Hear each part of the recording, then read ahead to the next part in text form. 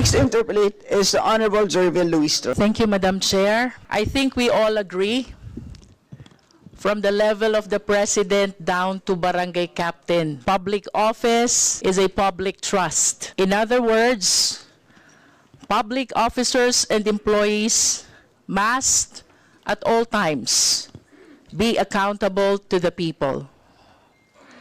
In line with this, Madam Chair, with all due respect, I wish to invite the attention of the committee to the press interview of Her Excellency, Madam Vice President, in the Senate on August 22, 2024. In substance, the Vice President said, "Saan naman kayo nakakita? Constitutional body, inuutusan isubmit ang audit report. Hindi pa nga tapos." With all due respect, Madam Chair, may I request the resource speaker to comment on her intention about her statement. In other words, this representation wished to be clarified when the Vice President made the statement. Intensyon ba ng ating Vice Presidente na ibahagi o hindi ibahagi sa publiko ang resulta ng nilalaman ng audit report patungkol sa kontrobersyal na 125 million na confidential fund? Nonetheless, Madam Chair, I understand that the Vice President already expressed her intention not to answer this question. Thus, please allow this representation to shift to the COA. May I request the COA to give his comment to this statement of the Vice President. Ascom Juliano. Madam Chair, pwede po pakiulit po yung question. Okay, you may repeat the question. Hindi po natin isasama sa yung 5 minutes. During the press interview of the Vice President in the Senate on August 22, 2024, she made a remarks, "Saan naman kayo nakakita? Constitutional body, inuutusan to submit fraud audit. Hindi pa nga tapos." We are requesting the COA to make their comment on this. Madam Chair, without going to the letters of this communication, Could you please first manifest what you have in your possession?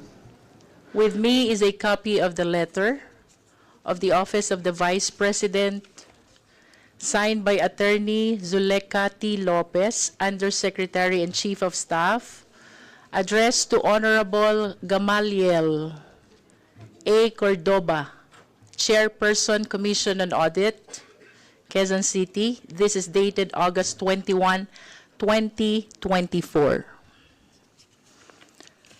Madam Chair, this is composed of 4 pages. And I lament that I do not have material time to go over this letter by the letters. Nonetheless, I wish to manifest that the substance of this letter is an opposition to the subpoena that was issued by Congress. If I may read, we are of the position that the subject subpoena should not be complied for the following reasons. If I may continue, Madam Chair. Yes, please proceed. Among the issues that were raised, one is the violation of the principle of separation of power. Second is violation to due process. And third is the confidential nature of the fund. Madam Chair, I wish to manifest my comment to the issues that were raised in this letter. First, the principle of separation of power is not absolute. This is subject to exception. As a matter of fact, we call it the system of check and balances. And that is the very reason why the Congress has the oversight power, and that is to make sure that the laws enacted, including the appropriation laws, and to be specific, the GAA 2022, the source of the confidential fund, is properly implemented.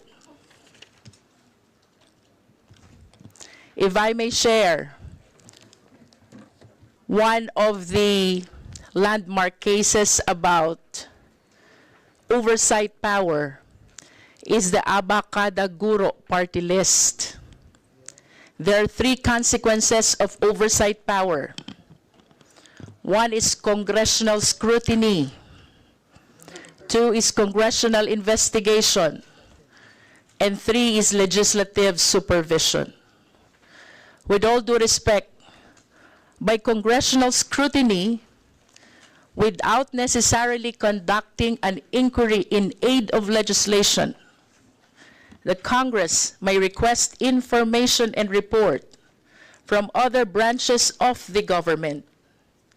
Similarly, it can recommend and pass resolution for consideration of the agency involved.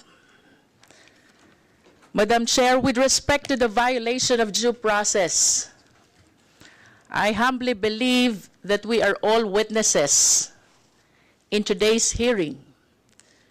We are in fact catering the right to due process. A number of the esteemed members of the House propounded questions already, but our Vice President maintained his position not to address the question concerning confidential fund. But speaking about due process, I humbly submit that notice was given. This is a budget briefing, and ample opportunity to explain was even accorded. It is my humble submission, Madam Chair, that contrary to the letter, we did not violate due process. As a matter of fact, we catered due process. Finally, Madam Chair, they raised the confidential nature of the fund. Ito po'y tanong na nais kong iwanan sa mga kapwa natin Pilipino. Granting that the nature of the fund is confidential and recognizing Memorandum Circular Number 15, 2023, relating to the privileged communication.